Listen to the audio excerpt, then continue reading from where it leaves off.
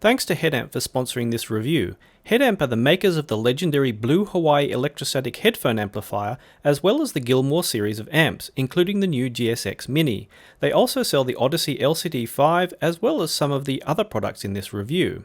First of all, thanks to Headamp for sponsoring some of my recent headphone reviews. Now, just to get that out of the way, considering that it obviously seems like a conflict of interest, I do find it important that I give the most accurate reviews possible, and that benefits not just myself or Headamp, but actually the customer, so that the person who is most suited to buying a product does buy it, and people who are not suited to buying a product do not buy it. And that benefits everyone, the customer, the manufacturer, any resellers involved, and me as well, if this is done this way. And so I hope this review does present an accurate representation of the GSX Mini, and you'll find there are actually some good and bad points about the design in my review.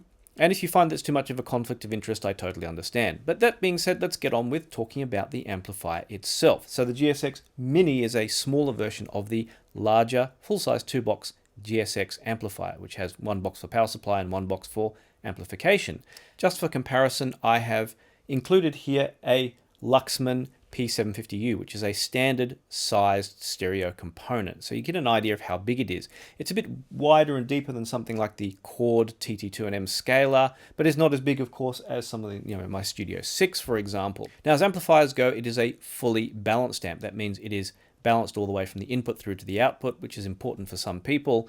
And that has some good and bad aspects, as there are some little tricks to the design. Now, the design is based around one created by Kevin Gilmore. He is famous for his DIY designs, both ones that he's designed himself and ones which are based on other amplifiers, which he's reverse engineered a few as well. And it uses something called Nelson Passes supersymmetry, and that means you can use the single-ended input with no compromise of sound quality whatsoever. Now, the single-ended input has to be split and balanced, and there are different ways of going about it, and the supersymmetry one is supposed to be most optimal. So if you have something, say, like a Chord Q-Test or similar, I have the Chord TT2 here, which has a single-ended output. Although this has balanced output, the single-ended output is the most optimum one. You can use it with the single-ended input of the GSX Mini with no issues. On the other hand, for the output, to quote much of what Justin Wilson said to me, don't buy the amp if you're just going to use the single-ended outputs, as you'll only be using half the circuit and it won't sound as good. It is designed primarily to be used from the balanced output, which consists of a single 4-pin XLR socket.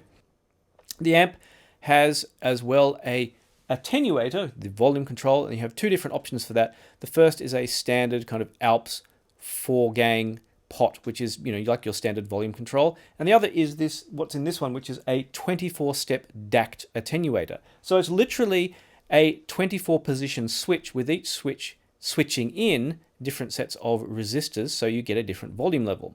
And this has, again, some advantages and disadvantages. The idea of using a stepped attenuator is it should be higher quality and less likely to color the sound than a regular attenuator, but the disadvantage is you only have 24 steps. So if you want a volume level that's between two steps, well, you're out of luck.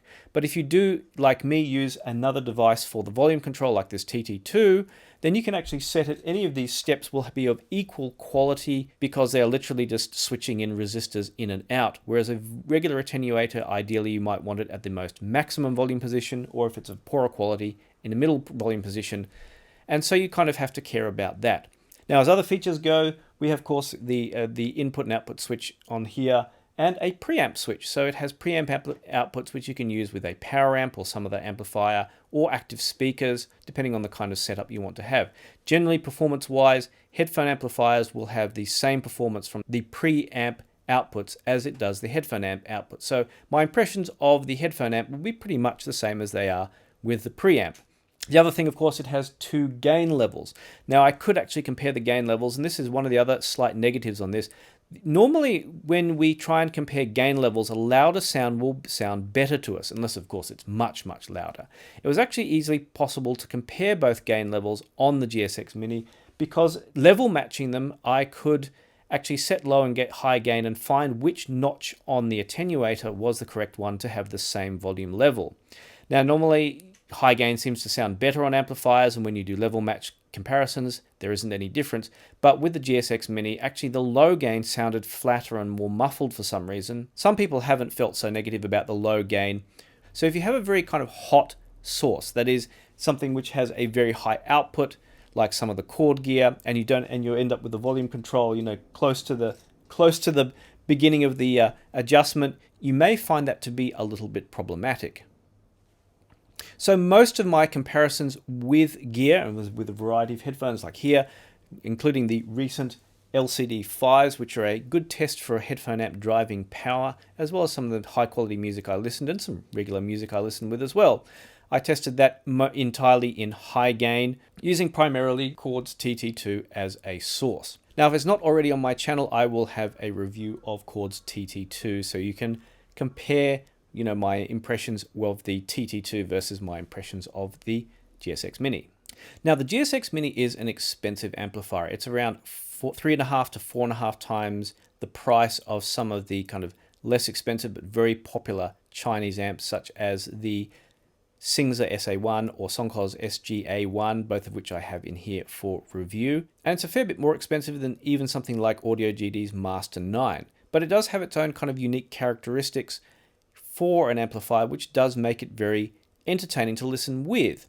Now, in terms of kind of overall kind of sound and tuning, let's assume that the Chord TT2 is dead neutral, like it's as perfectly accurate and neutral as you can get. Now, that's an assumption I'm going to make here because I know that the designer intended it that way.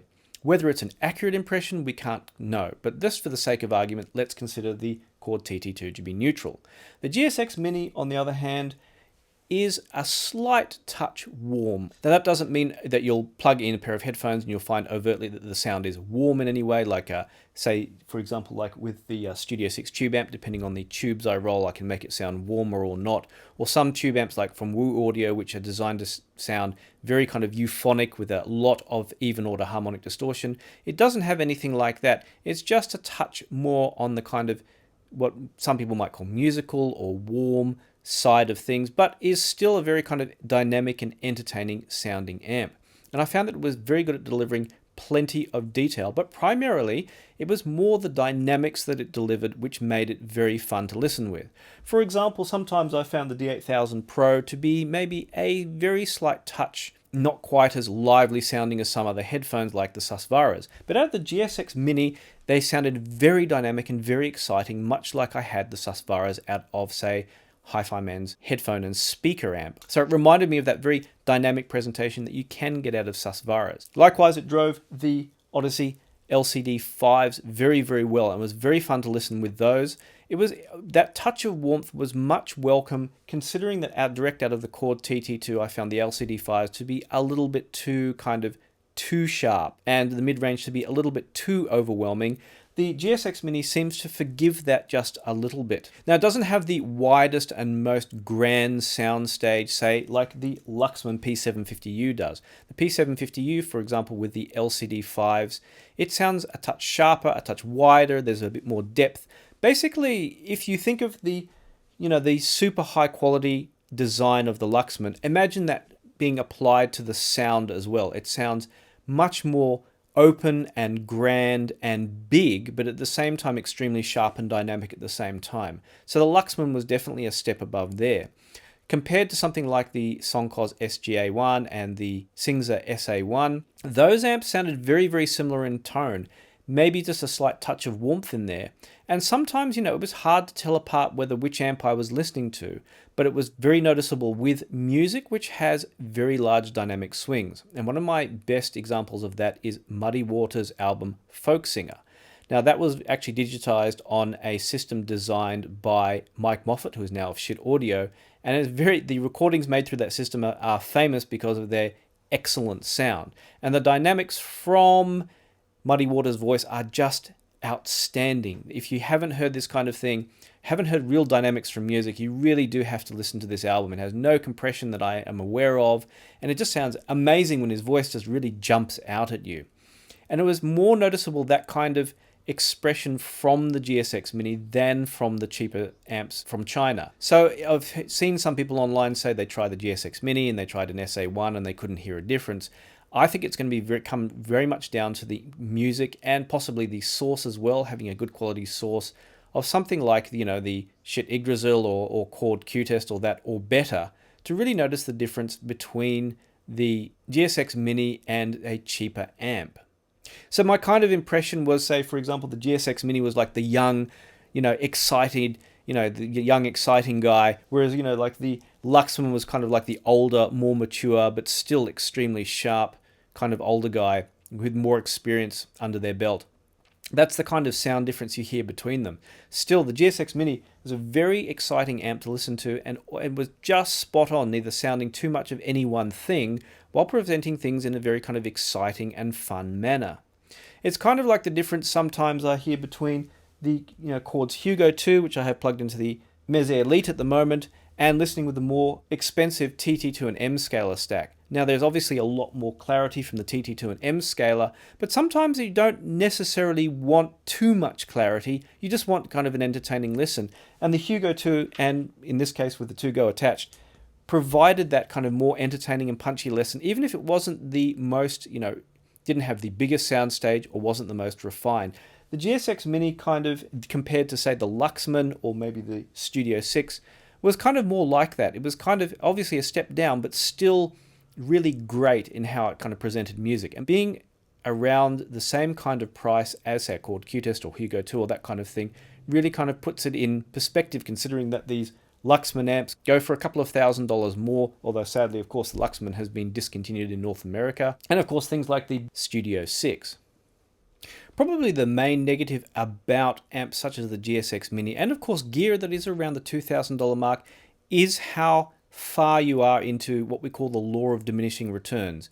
After you start spending more than about $500 on a component nowadays for headphone listening, the amount of benefit you get from spending the greater amount of money diminishes very considerably. So you're certainly very far into that. On the other hand, if you do want to buy a component that you could end up calling, as we say, end game, where it's just so enjoyable to listen with in your system, you may find something like the GSX Mini and a pair of high-end headphones such as the ones here to be really a great amp to buy for a system that you're never going to consider upgrading in the future. Although you could buy stuff that is more ultimately refined, you're certainly not going to get stuff that is necessarily ultimately more entertaining overall than something around the kind of price range of the GSX Mini and similar components. So before you go, don't forget to check out my website here.audio, where you can read written reviews, see nice pictures of all the products I have been reviewing. Also, thanks of course to all my patrons who make the continued existence of this channel possible. If you'd like to become a supporter, I'll happily in return help you out with building your own system or choosing components and give you any advice you need to ensure you buy the correct gear and don't buy the wrong gear. And there are also other benefits such as seeing my reviews in advance, alternate takes, and being a member of our private chat Discord, where you can chat with other patrons, get advice, and see my early impressions of gear. So do consider becoming a supporter, even just for a month, and help me out in making these reviews. As always, thanks once again for watching, and I'll see you online.